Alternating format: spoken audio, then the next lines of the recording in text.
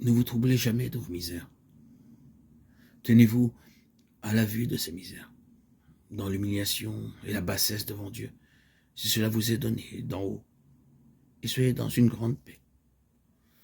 Opposez à toute misère, quelle qu'elle soit, la douceur, la paix, la suavité et la modération intérieure devant Dieu, vous abandonnant simplement entre ses mains, pour qu'il fasse de vous et en vous ce que bon lieu semblera.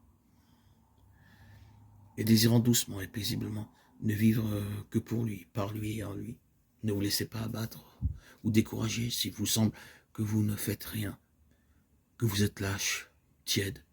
Si vous voyez que vous êtes encore sujet à des affections naturelles, à des pensées d'amour-propre, à des tristesses, tâchez tout simplement d'oublier toutes ces choses et tournez votre esprit vers Dieu, en vous tenant devant lui dans un désir paisible et continuel, qu'il fasse de vous et en vous son très saint bon plaisir. Ne cherchez qu'à vous oublier et à marcher devant lui, au milieu de votre pauvreté, sans jamais vous regarder vous-même. Tant que vous vous inquiéterez de ces mouvements de la nature, vous serez occupé de vous-même, et tant que vous serez occupé de vous-même, vous ne ferez pas beaucoup de chemin dans la perfection. Ces mouvements ne cesseront que lorsque vous les mépriserez et les oublierez. D'ailleurs, ils ne sont d'aucune importance ni d'aucune conséquence. Moquez-vous-en et ne voyez que Dieu, et cela par la pure et simple foi. Oubliez toujours le passé, et ne vous inquiétez jamais de vos chutes, si nombreuses qu'elles soient. Toutes les fois que vous vous relèverez, il n'arrivera pas de mal.